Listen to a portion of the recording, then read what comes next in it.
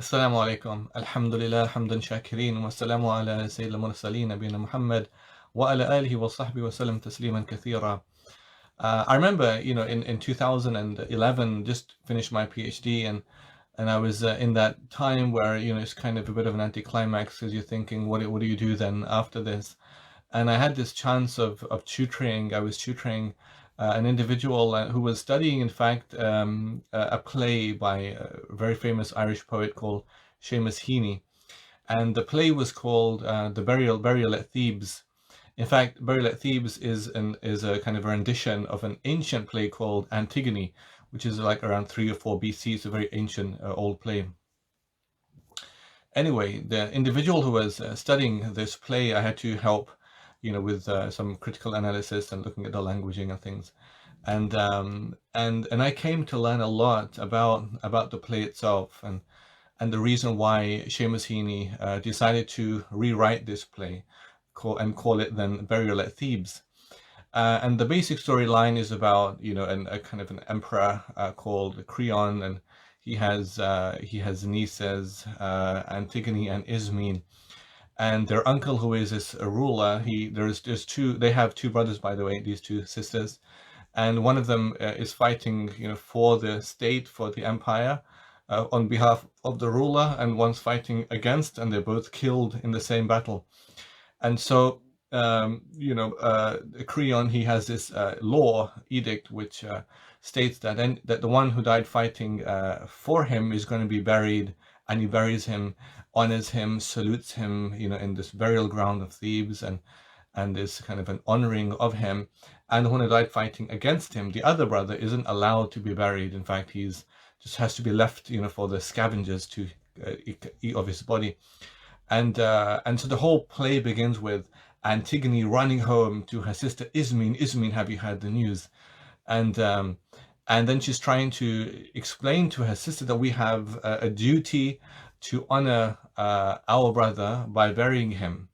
And so Ismene is saying, well, what's the point? Because by the way, so if you attempt burial of the brother, then you could face imprisonment or execution yourself. So it's kind of a price to pay if you try to do that. And so anyway, Antigone, she is trying to convince her sister Ismene to bury the brother, but she's having none of it. And so Antigone then goes off by herself and attempts to bury her brother and kind of give him this kind of honor of the burial. She's punished for that and kept in isolation. She dies in that state. But then other events happen. Some members of Creon's own family, his wife, also kills herself, and there's this, and then so the whole play ends with Creon just having nobody, and he's mourning his losses. What I found, so when Seamus Heaney rewrote this play, Burial at Thebes, inspired by the story of Antigone, I came to learn, which I didn't know at that time. I came to learn that part of his rationale, part of his reason for writing that play was because of what's happening in the war in Iraq. And so you have a lot of what we call Bushisms in this play. So Creon is like this Bush character, megalomaniac, tyrannical ruler, about control and about subjugation of other people. But what really inspired me at that time was that Seamus Heaney, in his rationale, one thing he wrote was that, inspired by the war in Iraq, that you have this displaced sense of suffering.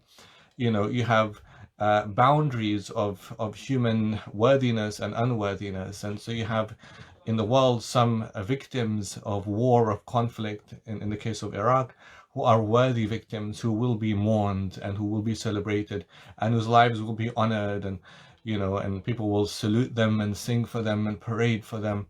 And then there will be others who will be forgotten and they will not be mourned. And you can't shed a tear for them, and you can't cry for them. And I was so touched by that. I thought, wow, here is a person. I just come out of of 8 years doing history and medieval history, and which I think is extremely important.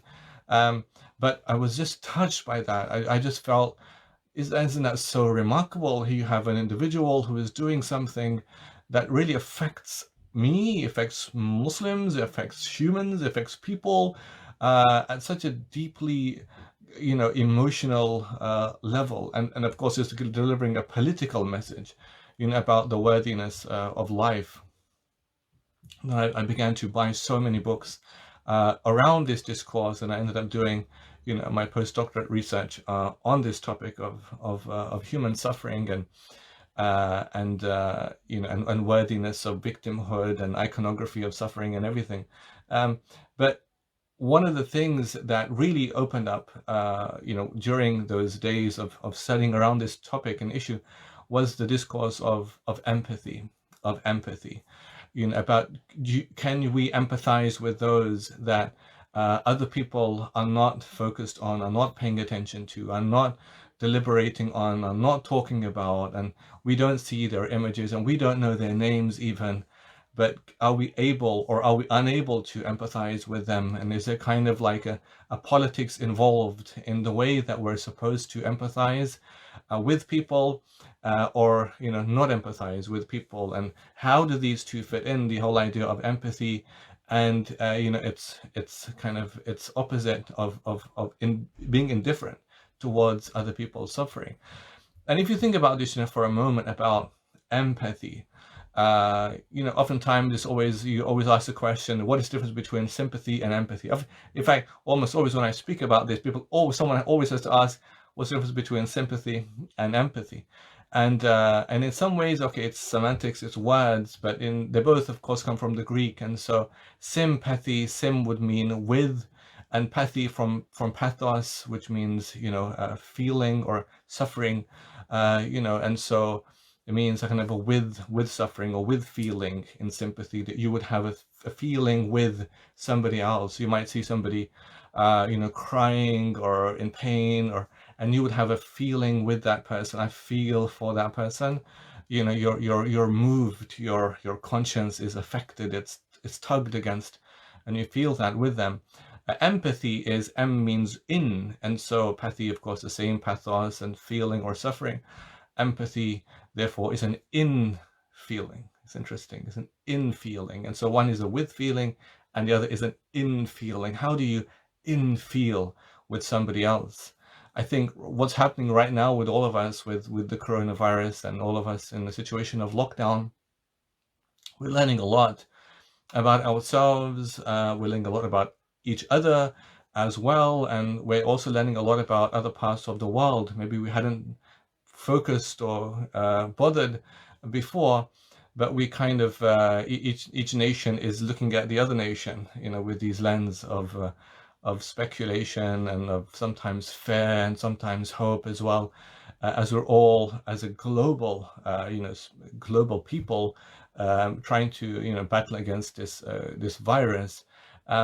But we're also seeing new behaviorisms. We're seeing new mannerisms of people and how they're doing things, how they're behaving in moments like this. I was quite saddened by some reports of the spike in cases of domestic violence here in UK, of people in isolation, in lockdown, and it's troubling because that means we're supposed to be closer together when we're closer together.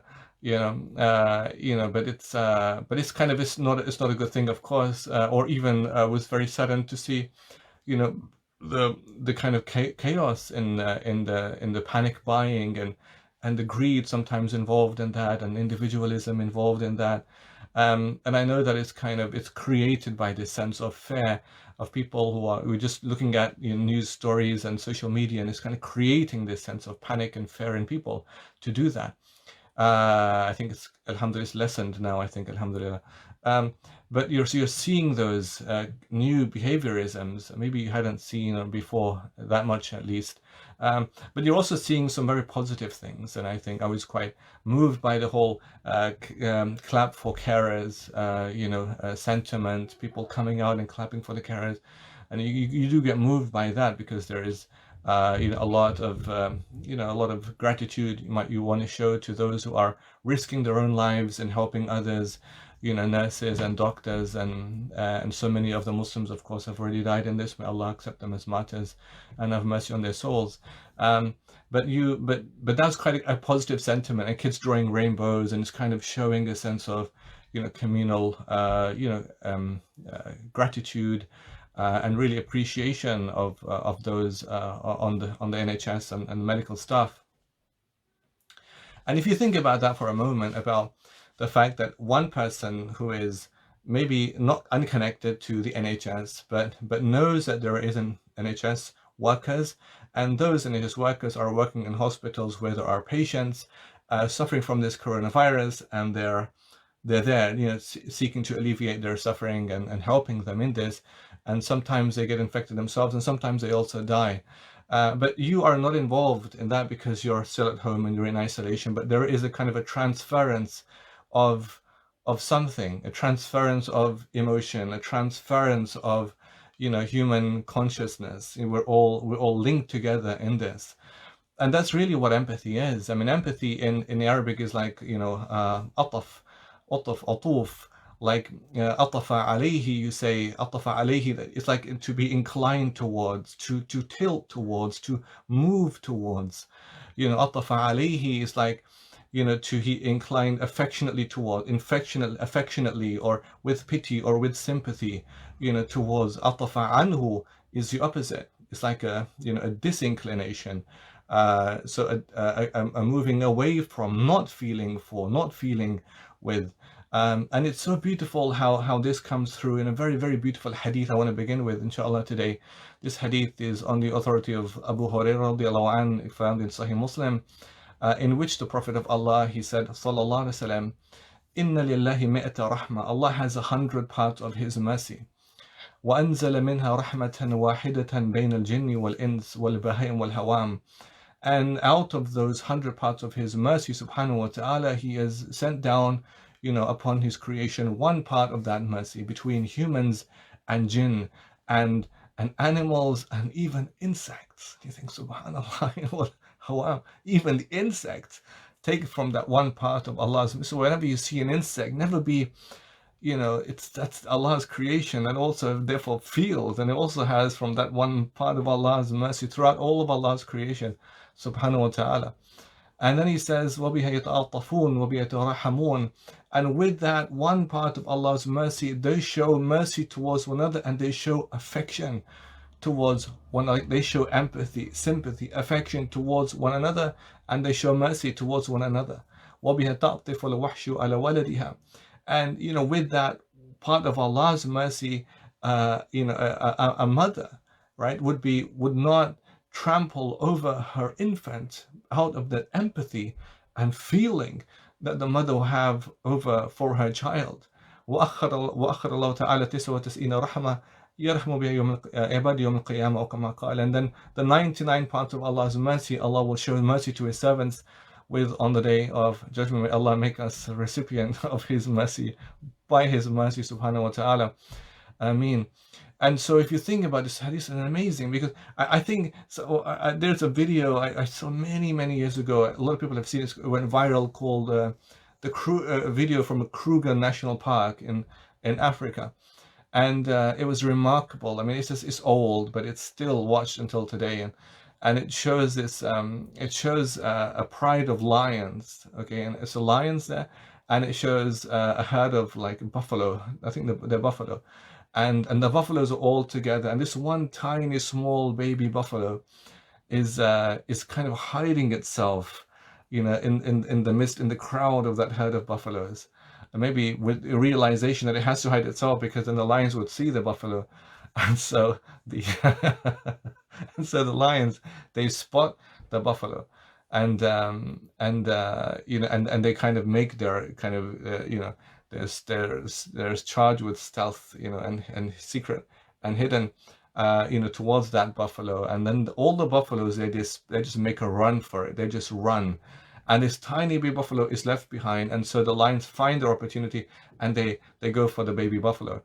And when they're all kind of pouncing on the baby buffalo, the lions with their claws and their teeth, it comes to like a swampish area, and and they kind of, it's a tug of war happening, and they kind of, and they come down into the swamp, and or they slip into the swamp because it's muddy, and in the swamp there is a crocodile, and the crocodile or the alligator, it sees the whole thing happening, and it comes and it takes its own bite, at the buffalo, baby buffalo. So therefore you have this tug of war between the lions who are trying to bring the buffalo back up into land, and you have the alligator trying to, take it under in the water, and at the end the lions are successful. They take it back up, and they're all trying to kind of, take it to its death.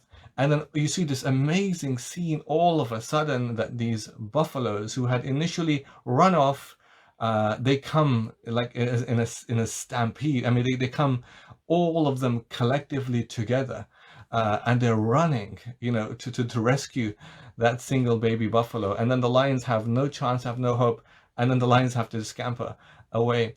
And it's really, really, I mean, it's so moving, the whole scene, because it shows us a lot about the way that, and if it was only about survival instinct, and there's no force behind this, and no creator who created those instincts and feelings within those buffaloes to rescue their own infant, and to come with that feeling of empathy or sympathy or mercy, for that their own child, then it would just be that they would just run away and save their own lives, as opposed to coming and risking their own lives, putting themselves in danger by coming back to rescue the infant.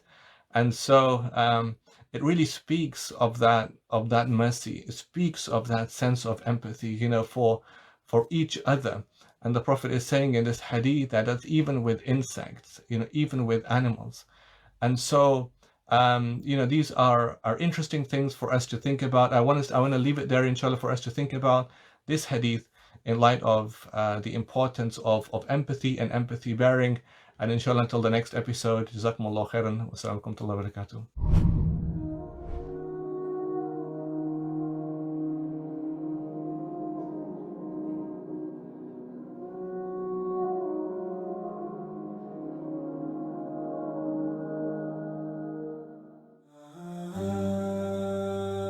Stay tuned to Islam 21C to catch the front row for the online masjid.